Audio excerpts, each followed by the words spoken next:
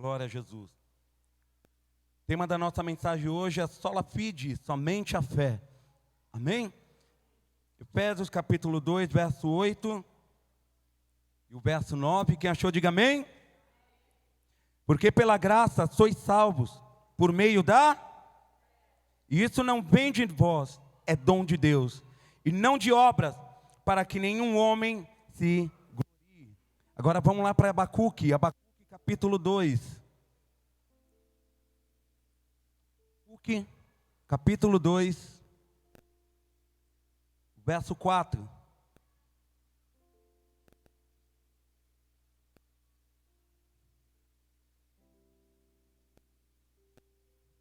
Diz assim a palavra do Senhor: eis que a alma dele, que é orgulhosa, não é reta nele, mas o justo viverá pela sua fé. Diga glória a Deus por isso.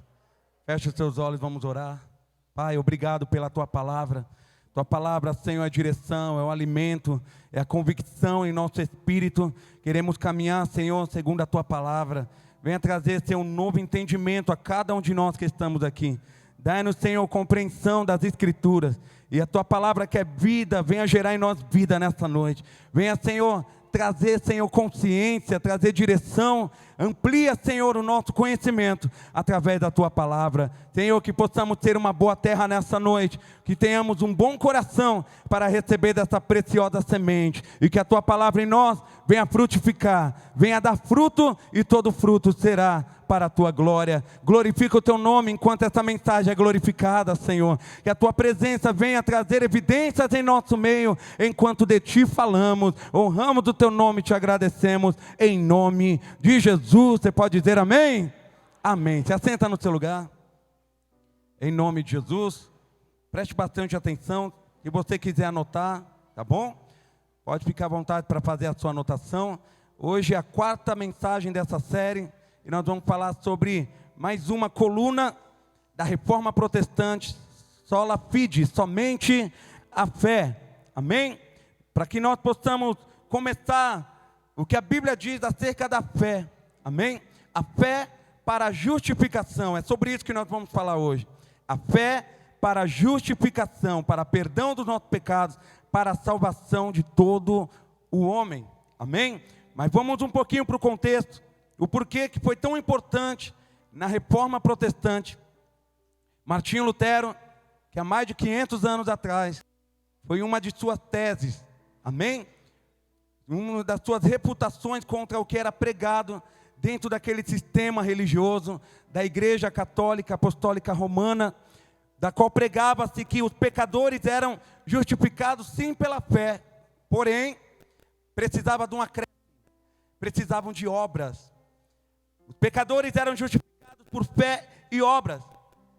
A igreja ensinava que os pecadores deveriam olhar para as suas obras, para o tamanho dos seus feitos, para a dimensão do alcance das suas obras, para que eles pudessem, a fim de ser justificados. A salvação não era simplesmente pela fé, a pregação não era essa. A salvação era fé acompanhada de obras, acompanhada de doações, acompanhada de penitências, acompanhada de méritos, de compra de indulgências, de tudo isso que naquela época o sistema religioso pregava. Martinho Lutero, dentro desse contexto, e ao examinar as Escrituras, ele vai encontrar um paralelo. Peraí, não é isso, não é sobre isso, não é sobre os meus méritos, não é sobre o que eu posso fazer, não é sobre as minhas doações, não é sobre os meus esforços humanos. Ele vai encontrar na palavra a salvação pela graça, mediante a fé.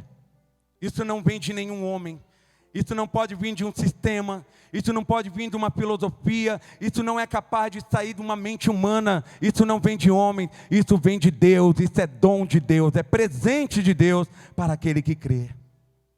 Foi esse o entendimento que Martinho Lutero ele vai ter acerca da justificação, do perdão de Deus para um homem.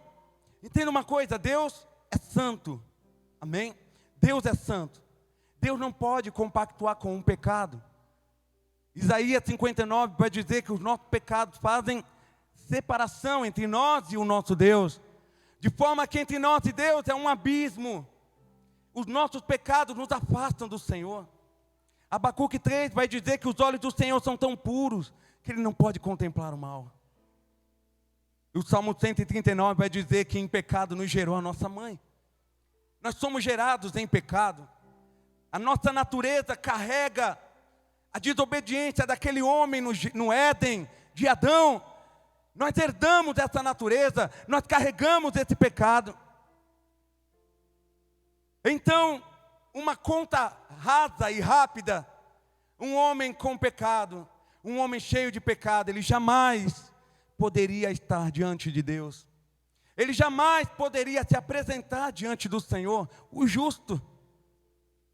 Por mais que a gente se esforçasse, por mais que a gente pagasse, por mais que a gente doasse, por mais que a gente quisesse, por um orgulho, achar méritos em nós, nós não seríamos suficientes para pagar essa conta.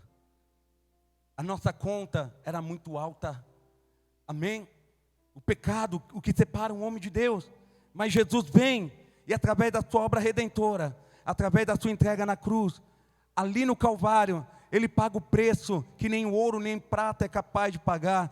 Com seu próprio sangue, Ele nos compra para Deus. Nós agora somos de Deus.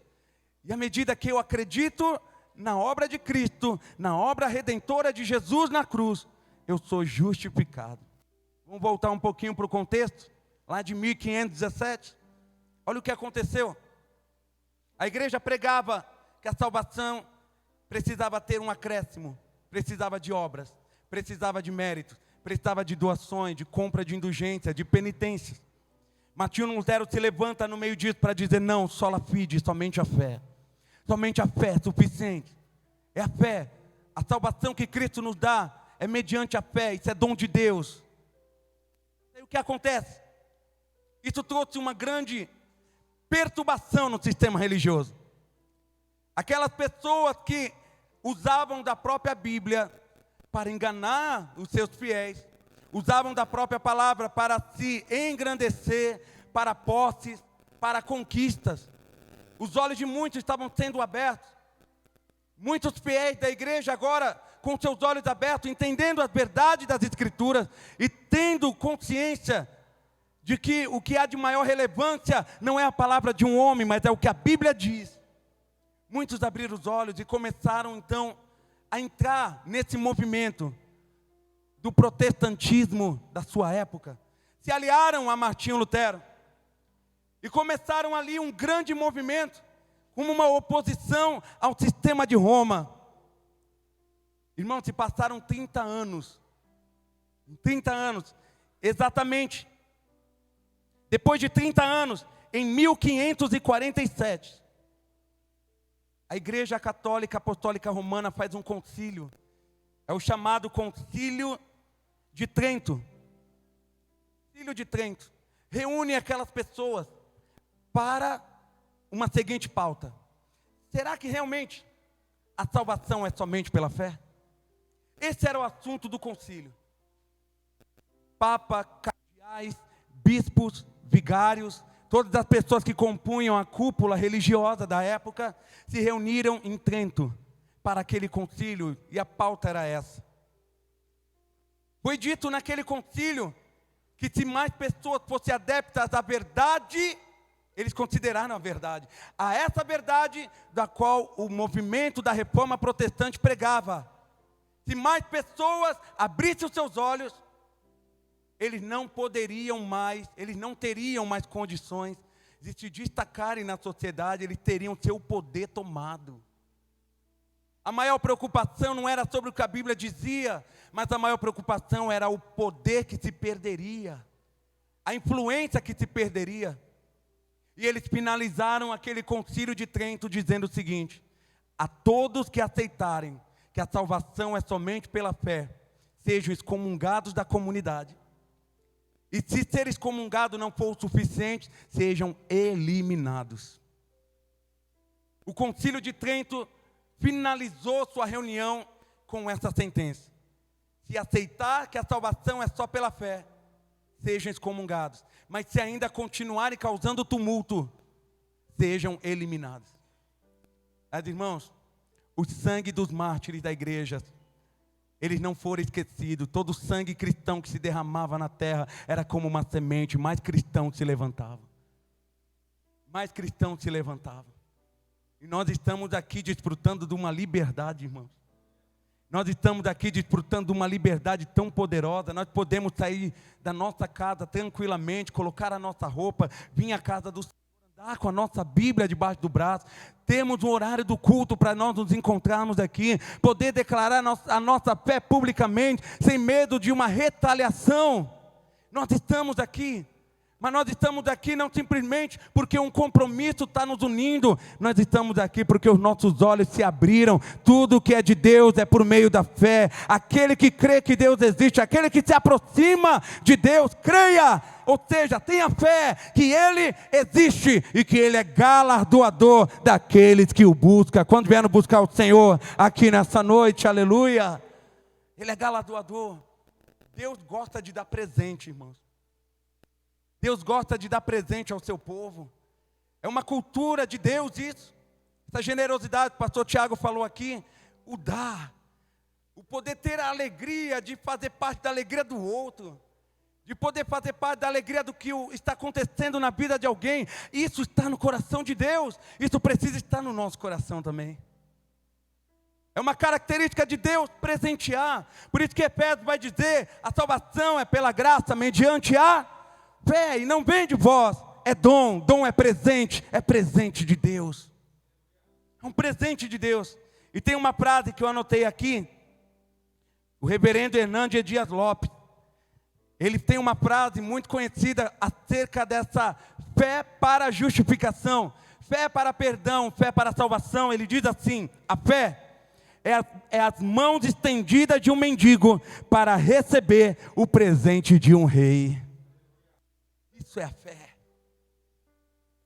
Quando eu entendo que a salvação é apenas pela fé, acreditar no que Cristo fez, acreditar na sua obra redentora, é eu estendendo as minhas mãos, é eu depositando toda a minha fé. E eu tenho um rei que não vai me deixar de mão vazia. Você tem um rei que não vai te deixar de mão vazia. Pela fé estenda a sua mão. Ele tem prazer em te presentear. E o maior presente que Ele nos deu é essa garantia de uma vida eterna, de que um dia estaremos para sempre com o Senhor. Para sempre com o Senhor. O que é justificação? Justificação é um ato da livre graça de Deus, através da qual Ele perdoa todos os nossos pecados e nos aceita como justos diante. Lembra que eu disse do pecado? Deus não compactua, os olhos do Senhor são tão puros que não pode ver o mal. Mas a justificação faz parte dessa livre graça de Deus. Ele nos perdoa, Ele cobre os nossos pecados, para que nós possamos estar diante dEle como justos, assim como Ele é. Amém? Somente pela justiça de Cristo, somente pela justiça de Cristo, a nós imputada e recebida somente pela fé. Irmãos, nós não fazemos obras para ser salvos. Nós não fazemos obras para ser salvos. As obras são importantes? São. As obras são bíblicas? São. Mas por que eu faço as obras? Eu não faço obras para ser salvo. Eu faço as obras porque eu já estou salvo. Amém?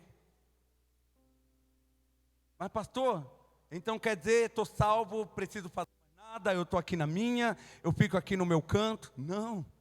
É aí que está. As obras vão ser o resultado dessa fé que nós temos em Jesus. Amém? As obras serão um resultado. As obras não vão nos salvar, mas eu as pratico porque eu sou salvo. A Bíblia fala sobre isso, que nós fomos salvos para as boas obras. Amém?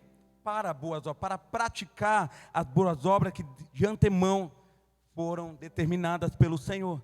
Amém? Então nós precisamos ter essa convicção.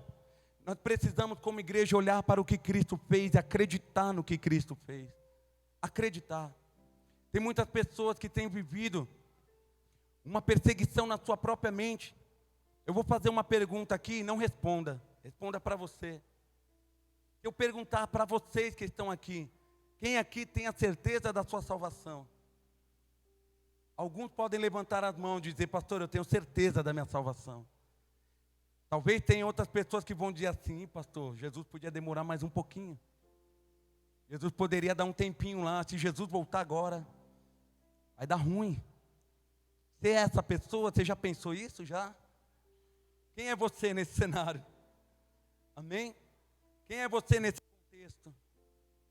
Nós precisamos entender salvação somente pela fé. Somente pela fé. Não está apoiada nos nossos méritos. Mas é óbvio que uma vez recebida a salvação, o meu comportamento e as minhas obras, elas serão diferentes. Amém?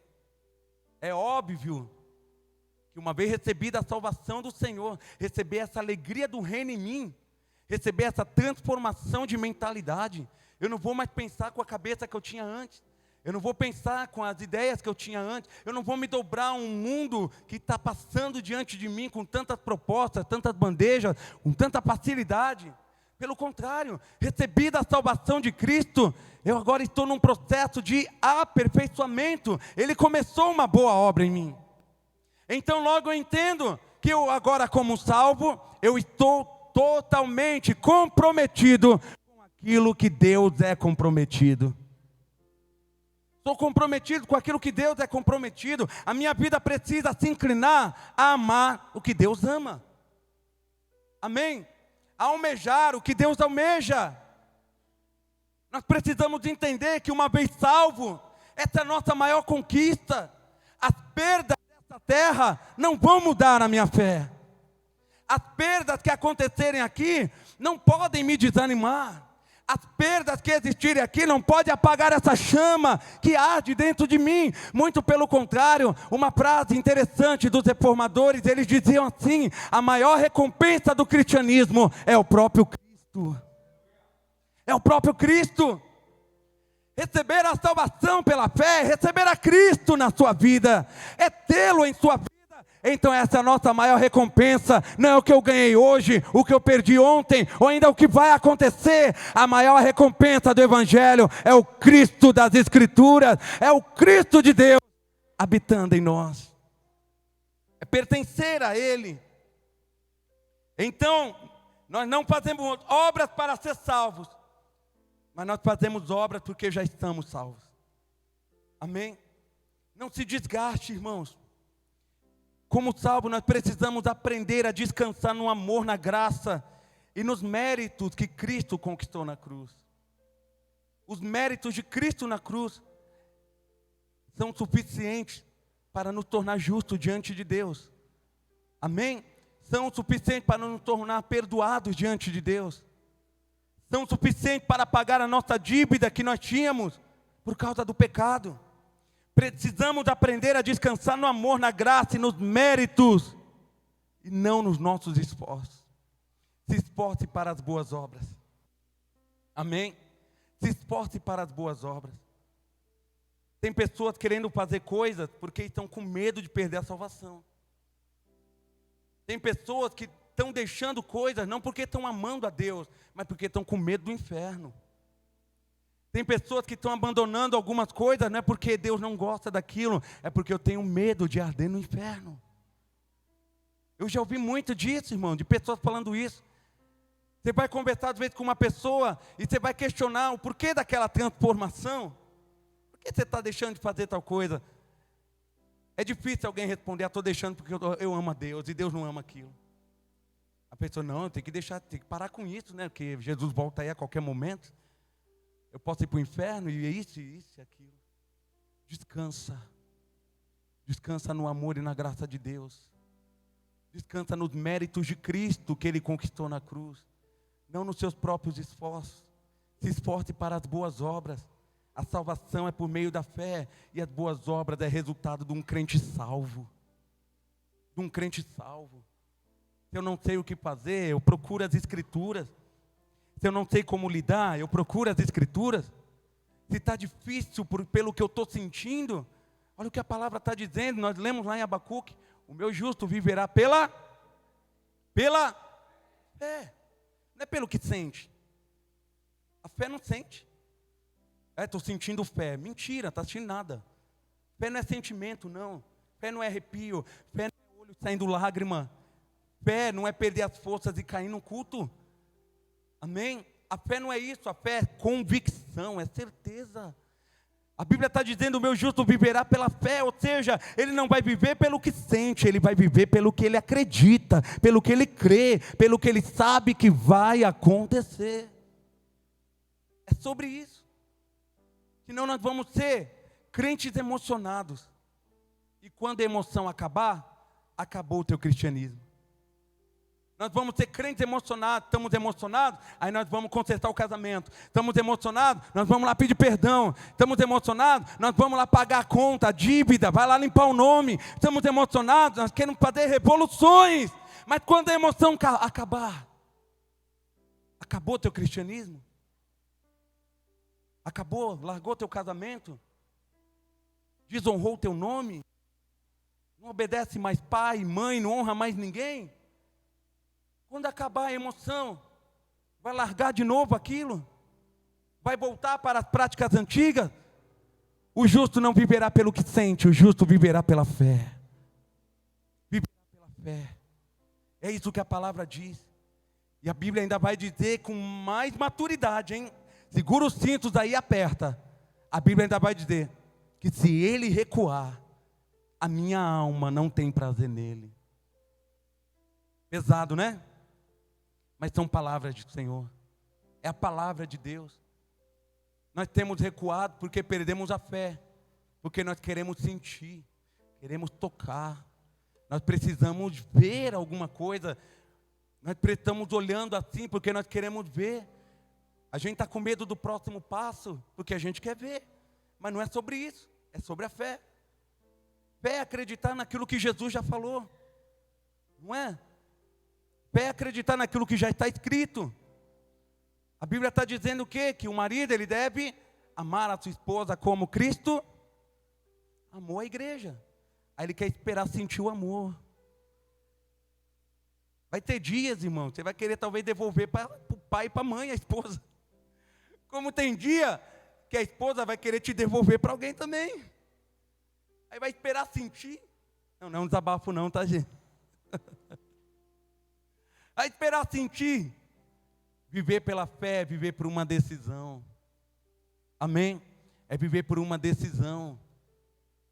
Pode ser o pior dia da sua vida, mas você é um justo, você vive pela fé. Você não vai esperar ver, você não vai esperar sentir. Você vai se levantar e você vai se posicionar.